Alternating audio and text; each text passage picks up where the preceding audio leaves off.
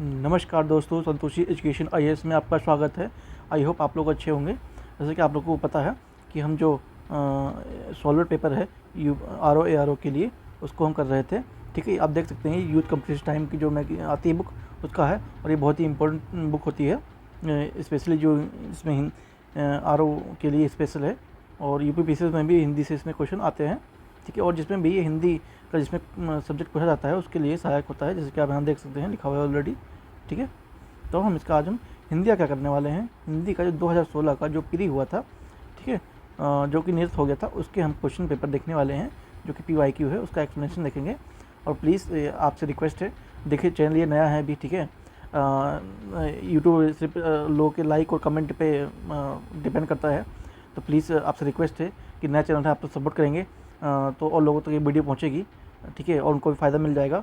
ठीक है, तो इसलिए आपसे रिक्वेस्ट है कि प्लीज़ आप कमेंट जरूर करें, अपनी राय ज़रूर दें और लाइक ज़रूर करें। अगर आपको वीडियो अच्छी लगती है तभी ये सब कीजिएगा, ठीक है, वरना मत कीजिएगा। मैं आपसे कोई नहीं कह रहा कि आप वैसे कीजिए, लेकिन अगर आपको वीडियो अच्छी लग रही है तो प्लीज़ सपोर्ट करिए, कमेंट लाइक जरूर कीजिए, और जिसको ज़रूरत है उसको शेयर भी कीजिए। ठीक है, तो चलिए शुरू करते हैं। और अगर आपको इसकी जो PDF है वो चाहिए तो टेलीग्राम ग्रुप है, वहाँ जुड़ जाइए, वहाँ से आपको इसका PDF मिल जाएगा। ठीक है, चलिए शुरू करते हैं मेरे टाइम गए हुए। पहला ही है विलोम शब्द। विलोम सुलभ का जो उपयुक्त प्रार्थक शब्द क्या होता है, तो दुष्पर्याय या अलब्ध या अपर्याय या दुर्लभ। तो जो दुर्लभ होता है ये सुलभ का विपरार्थिक शब्द का मतलब विलोम होता है। सुलभ का उपयुक्त विपरार्थिक शब्द दुर्लभ है, जबकि दुष्पर्याय या अथवा अपर्याय का विलोम शब्द पर्याय होता है, और जो लब्ध है उसका विपरार्थिक शब्द क्या होता है, अलब्ध होता है अथवा प्रदत्त हो जाता है। ठीक है, दीर्घायु का विलोम क्या होगा, तो जो अल्पायु है ये दीर्घायु का विलोम होता है। दीर्घायु अथवा चिरायु का विलोम अल्पायु होता है, मतलब दोनों के विलोम यही होते हैं, अल्पायु। जबकि जो नाश्वर है अथवा क्षणिक का विपरीत क्या होता है, शाश्वत हो जाता है। व्यष्टि का विपरार्थिक शब्द क्या हो जाता है, तो आप लोग जानते होंगे समष्टि हो जाता है। व्यष्टि का विपरार्थिक शब्द होता है समष्टि, और जबकि समास का विलोम शब्द क्या हो जाता है, व्यास हो जाता है। समवेत का विलोम शब्द होता है असमवेत। ठीक है, उपमेय का सर्वथा उपयुक्त विपरार्थिक शब्द कौन सा होता है, तो उपमेय का अनुपमेय हो जाएगा। ठीक है, उपमेय का सर्वथा उपयुक्त विपरार्थिक शब्द अनुपमेय होता है। अतुलनीय का तात्पर्य है कि जिसकी तुलना न की जा सके, जबकि अनुपम का अर्थ है जिसकी कोई उपमा न हो। ठीक है, तो ये चीज़ ध्यान में रखेंगे। भूगोल का विपरार्थिक शब्द क्या होता है, तो भूगोल का हो जाता है खगोल। ठीक है, खगोल होता है। सहयोगी का सर्वथा उपयुक्त विपरार्थिक शब्द क्या होता है, सहयोगी का क्या हो जाएगा, प्रतियोगी हो जाएगा, ना कि प्रतिद्वंदी हुआ। ये चीज़ ध्यान में रखेंगे। ठीक है, तो प्रतियोगी इसका हो जाएगा। सहयोगी का सर्वथा उपयुक्त विपरार्थिक शब्द प्रतियोगी होता है, जबकि जो प्रतिकूल है, प्रतिकूल का जो विपरार्थिक शब्द होता है वो अनुकूल हो जाता है। ठीक है, जोड़ का उपयुक्त विपरार्थिक शब्द क्या होगा, तो घटाव हो जाएगा। तृष्णा है, तृष्णा का जो विपरार्थिक शब्द क्या होगा, तो वितृष्णा हो जाएगा। ठीक है, तृष्णा का उपयुक्त जो विपरार्थिक शब्द वितृष्णा है, जबकि संतुष्टि विपरार्थिक शब्द असंतुष्ट है। शेष विकल्प असंगत है, मतलब ये सब नहीं है, मैच कर रहे हैं। निषिद्ध का सर्वथा उपयुक्त मतलब विलोम शब्द क्या होगा, तो सर्वथा का निश्चित होगा, विहित होगा, या उचित होगा, या निर्मित होगा। तो जो निर्मित है वो सर्वथा का विपरीतार्थ शब्द हो जाएगा। ठीक है, निषिद्ध सर्वथा उपयुक्त विपरार्थिक शब्द विहित है, जबकि जो निश्चित है उसका विलोम क्या हो जाएगा, अनिश्चित हो जाएगा। उचित का विलोम क्या हो जाएगा, अनुचित, और जो निर्मित है, निर्मित का विलोम क्या होगा, अनिर्मित हो जाएगा। पोषक का उपयुक्त विपरार्थिक शब्द क्या होगा, तो पोषक का हो जाएगा शोषक। ठीक है, पोषक का उपयुक्त विपरार्थिक शब्द हो जाएगा शोषक। अतः प्रसंग सी सत्य है। अब कुछ पर्यायवाची देख लेते हैं। ये जो निरस्त हो गया था ना 2016 पेपर पर, उसको वही ये है, तो ये भी ज़रूरी देखना। और हम सब कर रहे हैं सर, जितने भी अब तक हुए हैं उन सबको हम करेंगे, चाहे वो GS का पेपर हो, चाहे फिर वो हिंदी का हो। और इस बार तो दोनों को कंबाइन कर दिया गया है, तो आपको ज़्यादा मेहनत करने की ज़रूरत है। और हाँ, जो हम टेस्ट हैं वो भी लेके आएंगे, टेस्ट सीरीज़, जो कि 3 घंटे का होगा।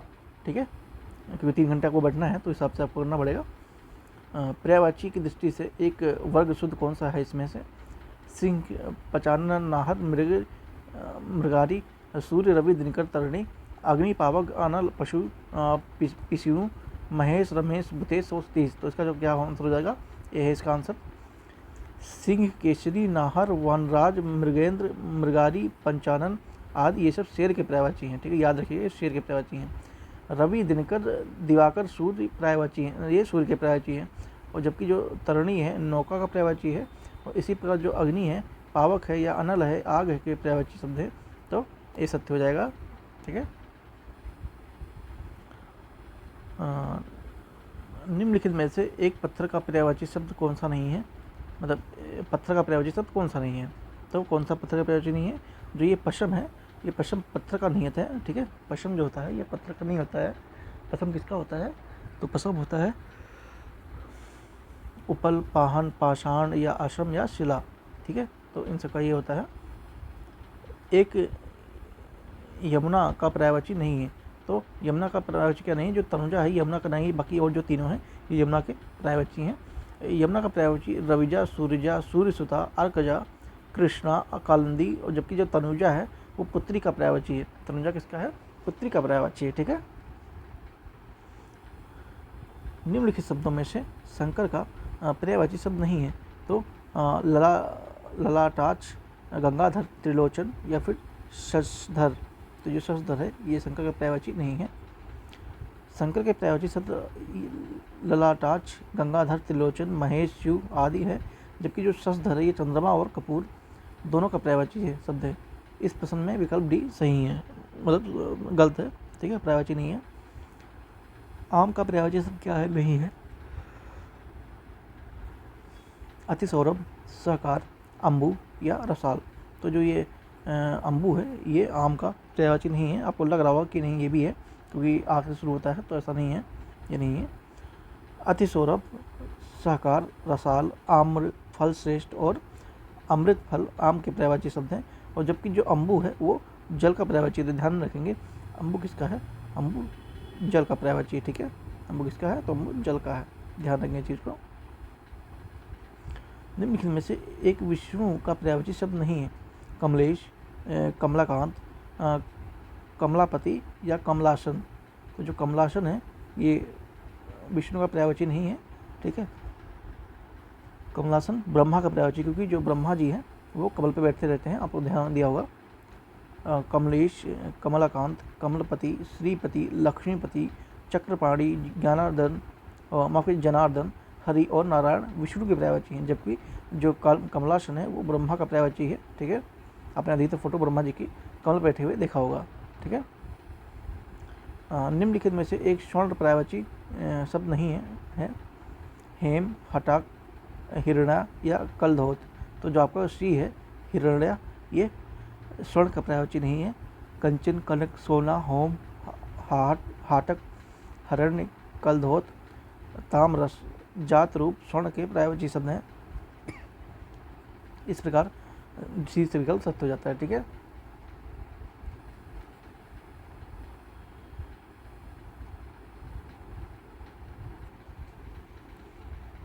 पर्यायवाची की दृष्टि से एक वर्ग शुद्ध है। इसमें देखना है कि शुद्ध कौन सा है। इंद्र, रतीश, शस्त्राक्ष, मधवा, घर, निकेतन, आयतन और निलय, यमुना, कालिंदी, भानुतनया, जाह्नवी, वस्त्र, पाटक, अंबर या चीर। तो जो बी है ये घर, निकेतन और आयतन और निलय ये आपका अशुद्ध है, वह शुद्ध है। ठीक है, घर, निकेतन, आयतन, निलय ग्रह के पर्यायवाची है। माधव और शस्त्राक्ष इंद्र के पर्यायवाची हैं। जबकि जो रतीश और कामदेव का पर्यायवाची है, जो कालिंदी है वो भानुतनया और यमुना का पर्यायवाची हैं।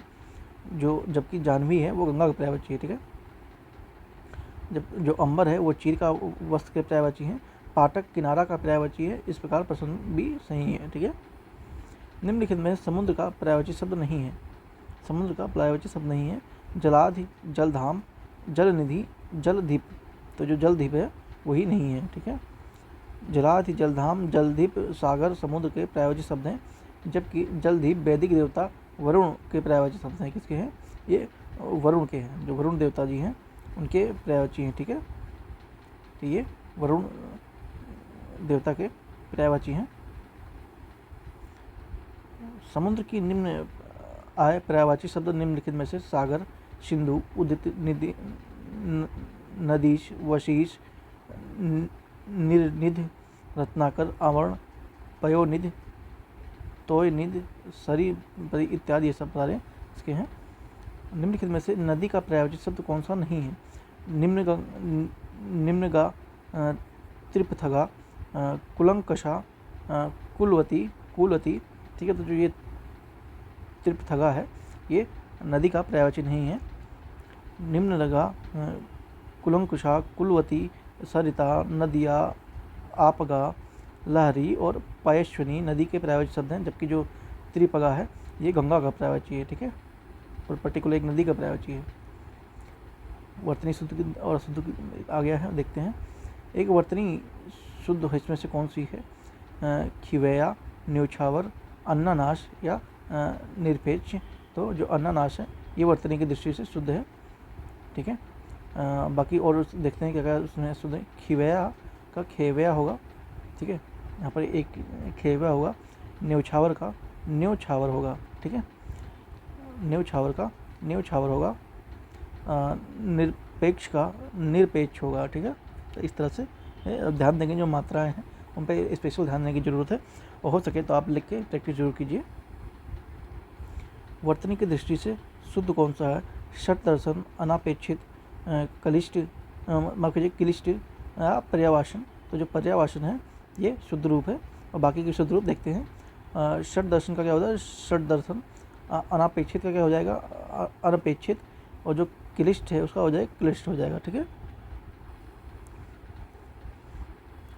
इसमें भी शुद्ध देखना है। उन्नयन, उन्नयन, उन्नयन, उन्नयन या उन्नयन। ठीक है, तो इसमें से कौन सा शुद्ध है? जो उन्नयन है वो शुद्ध रूप है इसका। ठीक है, वर्तनी की दृष्टि से। एक वर्तनी की दृष्टि से इसमें शुद्ध है आविष्कार, देवर्षि, निशब्द या जमाता। तो जो आविष्कार है ये आप सही लिखा हुआ है। ठीक है, और बाकी देखते हैं देवर्षि कैसे लिखा जाएगा। देवर्षि ऐसे लिखा जाएगा, देवर्षि होगा। ठीक है, निशब्द कैसे लिखा जाएगा? निशब्द ऐसे लिखा जाएगा, और जो जमाता है वो जामाता हो जाएगा। ठीक है, जमाता, जामाता। एक शुद्ध वाक्य इसमें से कौन सा है? पर्वतीय प्रदेश में प्रातःकाल का दृश्य बहुत ही चिंताकर्षक होता है। प्रत्येक धर्म के लिए अच्छा सद्भाव रखना हमारा कर्तव्य है। मेरे वेतन का अधिकांश भाग बच्चों की पढ़ाई में ही खर्च हो जाता है। इस बात का स्पष्टीकरण करना आवश्यक है। ठीक है, तो इसका हो जाएगा ए, जो ये वाला है पर्वतीय देश, ये सही है। ठीक है, बाकी इसका कैलकुलेशन यहाँ पे दिया हुआ है।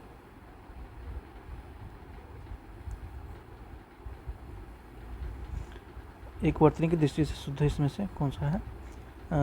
राजमहल, कोमलांगनी, निरोग या फिर अच्छौहड़ी। तो जो अच्छौहड़ी है वो सही है, और बाकी के शुद्ध के देख लेते हैं। ये राजमहल का हो जाएगा राजमहल। ठीक है, कोमलांगी का कोमलांगी हो जाएगा। निरोग का निरोग हो जाएगा। ठीक है, ये निरोग ऐसे हो जाएगा। ठीक है, कोमलांगी का कोमलांगी हो जाएगा।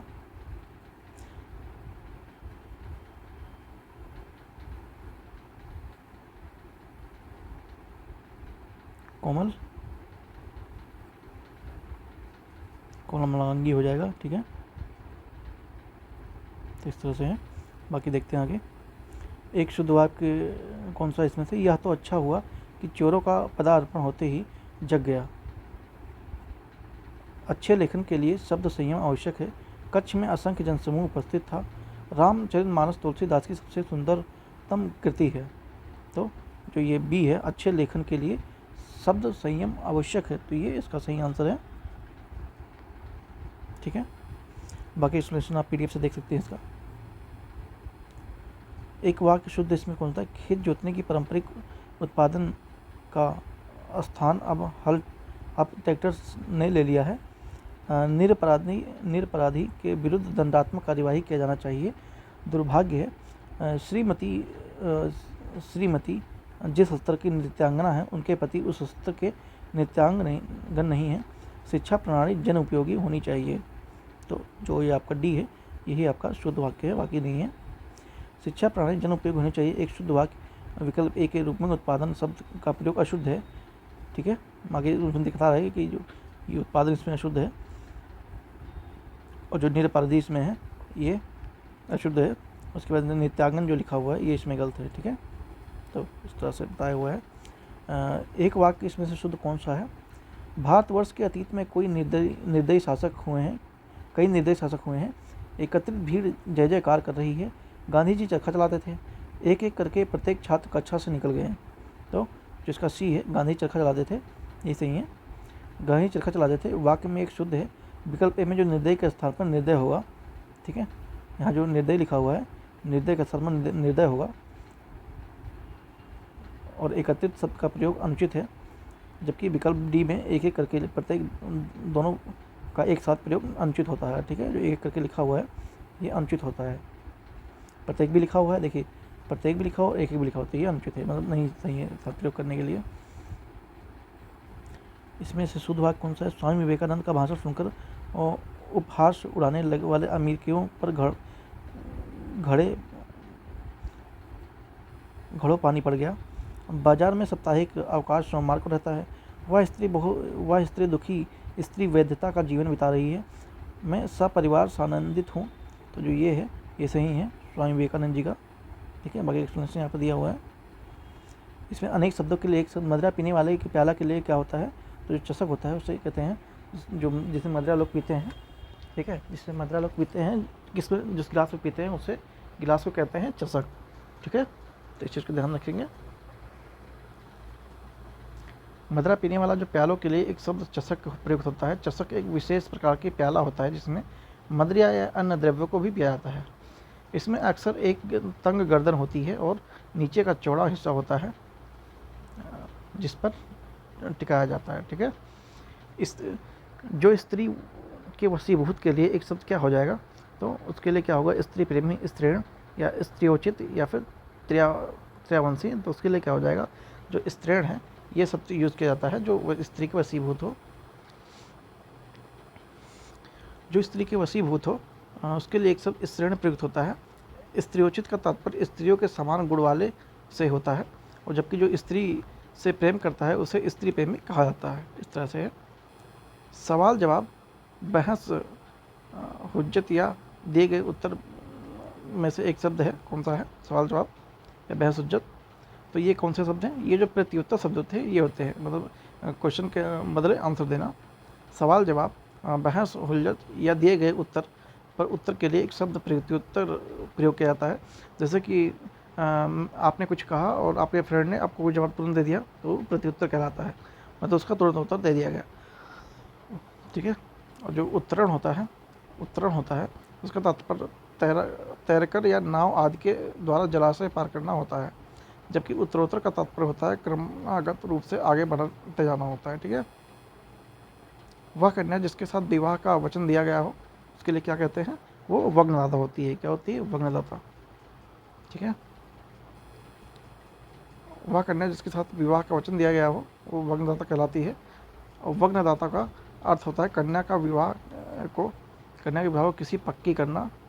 किसी से पक्का करना और उसे कन्यादान का वचन देना, जबकि वाग्गद का तात्पर्य है मौन अथवा वचनबद्ध करना। ठीक है, तो इस तरह से है।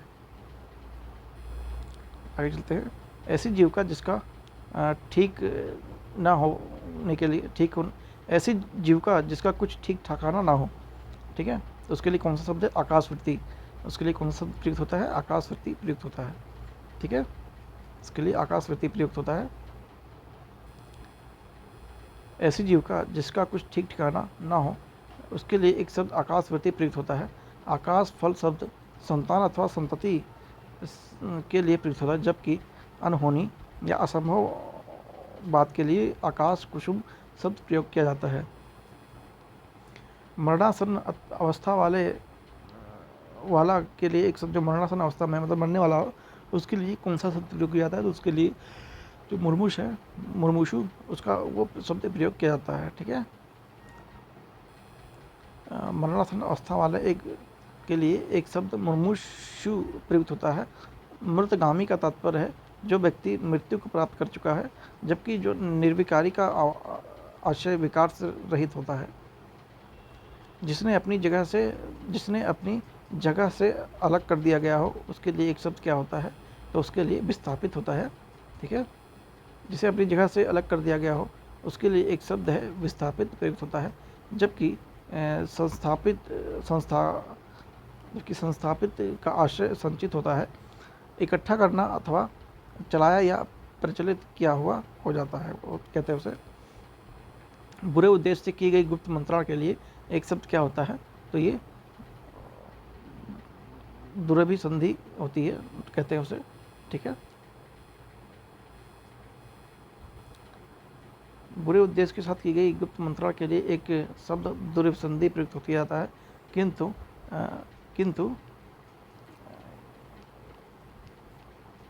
किंतु किसी संकट को डालने के लिए कोई बनाई गई योजना को दुर्भियोज कहा जाता है। जबकि जिसका अतिक्रमण या उल्लंघन सहज ना हो सके उसके लिए एक शब्द क्या होता है, दुर्तिक्रम प्रयुक्त किया जाता है इसमें। ठीक है, युद्ध की इच्छा रखने वाले के लिए एक शब्द क्या होता है, तो युयुत्सु कहते हैं उसे। जो युद्ध की इच्छा रखता है उसे क्या कहते हैं, युयुत्सु।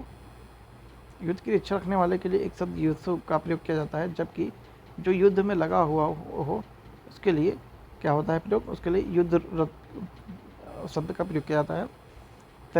तैरने या पार होने वाले इच्छुक के लिए एक शब्द क्या प्रयुक्त होता है, तो उसके लिए तीर्थेषु हो जाता है। ठीक है, मुमुक्षु और तीर्थेषु ये चीज़ ध्यान रखेंगे।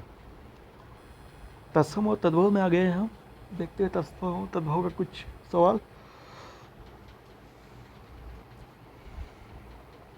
चबूतरा का तत्सम क्या होता है, तो जो तत्वाल है चबूतरा का तत्सम होता है। निम्नलिखित में से एक तद्भव शब्द है, कौन सा इसमें तद्भव शब्द है, पूंजी, नयन, मूर्ख या शकुन। तो जो पूंजी है ये आपका एक तद्भव शब्द है। पूंजी एक तद्भव शब्द है जिसका तत्सम शब्द पुंज, जिसका तत्सम शब्द क्या होता है, पुंज होता है।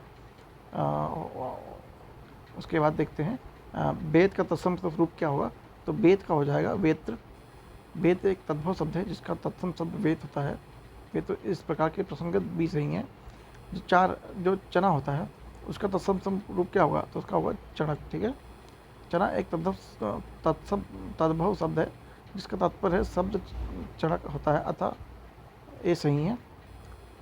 ऊन का जो तत्सम क्या हो जाएगा, ऊन का हो जाएगा ऊन। थाली का तत्सम शब्द रूप क्या होगा, थाली का होगा अस्थाली हो जाएगा। ठीक है, आप लोगों को ये जो तत्सम तद्भव वाले हैं ये आपको याद करने में दिक्कत होगी। ठीक है, तो आप इसे ना लिख के प्रैक्टिस कीजिए, इससे आपकी जो मात्राएं हैं वो भी सही हो जाएंगी और आपको तत्सम तद्भव का भी प्रैक्टिस हो जाएगा। ठीक है, जितना आप लिखेंगे उतना आपके लिए बेटर रहेगा। जामुन का तत्सम शब्द रूप क्या होगा, तो जामुन का जम्बू हो जाएगा। एक तत्सम शब्द इसमें से कौन सा है, तो जो डाकनी है ये तत्सम शब्द है। अनहित, विनती, अटारी तद्भव रूप शब्द है। जबकि डाकनी एक तत्सम शब्द है जिसका तद्भव डाइन होता है। ठीक है, इसमें से तद्भव शब्द कौन से हैं, तो इसमें जो पंजीरी है वो एक मतलब तत्सम शब्द है। पंजीरी आप लोगों ने गांव में काफ़ी खाई होगी, सुनी होगी। ठीक है, वहाँ की जो आंगनबाड़ी शिक्षिका होती हैं वो देती हैं। पंजर या पंचाली या पंडित तत्सम शब्द है, जबकि जो पंजीरी है तद्भव है। ठीक है, पंजीरी आप लोगों को बचपन में याद होगा, आपने अगर गवर्नमेंट स्कूल किया होगा तो। एक तद्भव शब्द क्या है इसमें से, तो जो अटल है ये तद्भव शब्द है। आतुर, अतिथि, अजित तत्सम, जबकि अटल एक तद्भव शब्द है। विशेषण और विशेष देख लेते हैं, इसमें से कौन सा विशेषण शब्द नहीं है। ठीक है, तो जो लांछन है ये विशेषण नहीं है। संज्ञा अथवा सर्वनाम की विशेषता बताने वाले शब्द को विशेषण कहते हैं। विशेषण के प्रयोग से जिस संज्ञा अथवा सर्वनाम के गुण का धर्म का प्रकट होता है उसे विशेष कहलाता है।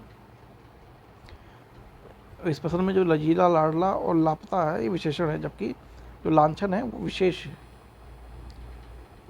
युद्ध देखकर अशोक का कठोर हृदय मोम जैसा पिघल गया, इस वाक्य में विशेष क्या है, तो जो हृदय है क्या हो गया, हृदय पिघल गया, तो वो विशेष है। निम्नलिखित वाक्य में से विशेषण नहीं है। ठीक है, इसमें से विशेषण कौन सा नहीं है, तो जो गर्भ है ये विशेषण नहीं है। श्रव्य, सर्व, भव्य विशेषण पद है, जबकि जो गर्भ विशेषण पद है। ठीक है, गर्भ का विशेषण गर्वीला होता है, तो ध्यान देंगे इस चीज़ को। आपने अगर सब्सक्राइब नहीं किया तो प्लीज़ भाई सब्सक्राइब जरूर कीजिएगा। नया चैनल है, थोड़ा सपोर्ट की ज़रूरत है आपकी, सपोर्ट जरूर कीजिएगा और कमेंट में राय जरूर बताइएगा, क्योंकि जो कमेंट करेंगे तभी यूट्यूब समझेगा और ऑल ओवर तो वीडियो भेजेगा, ठीक है। तो प्लीज़ सपोर्ट। इंद्रिय का विशेषण शब्द क्या है? तो इंद्रिय क्या हो जाएगा? इंद्रिय। इंद्रिय शब्द का विशेषण शब्द इंद्रिय हो जाएगा, जबकि अन्य सब असंगत है। एक वाक्य में विशेषण का प्रयोग नहीं हुआ है।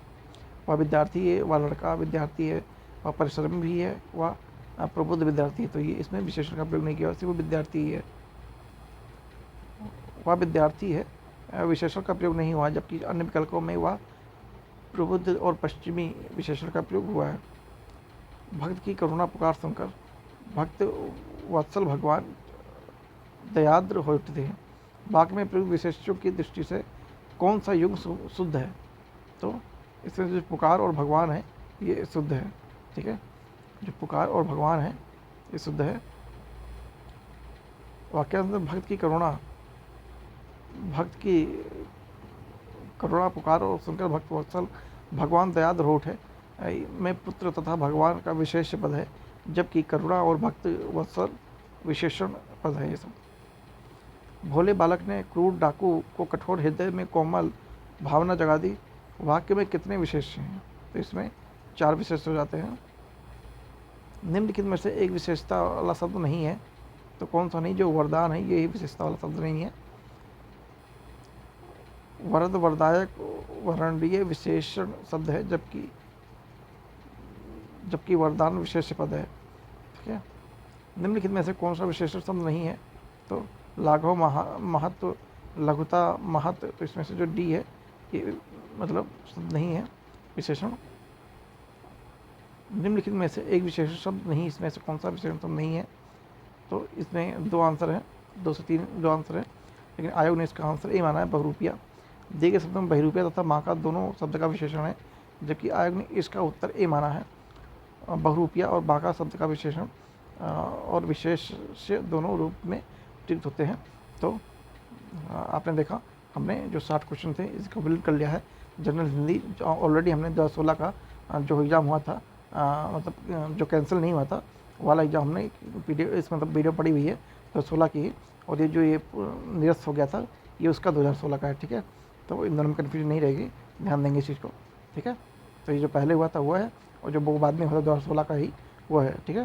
तो ध्यान रखेंगे इस चीज़ को, और प्लीज़ शेयर लाइक और उस कमेंट जरूर कीजिएगा, और सब्सक्राइब नहीं किया तो प्लीज़ सब्सक्राइब जरूर कर लीजिएगा, ठीक है। थैंक यू सो मच, मिलते हैं नेक्स्ट वीडियो में, सी यू सून।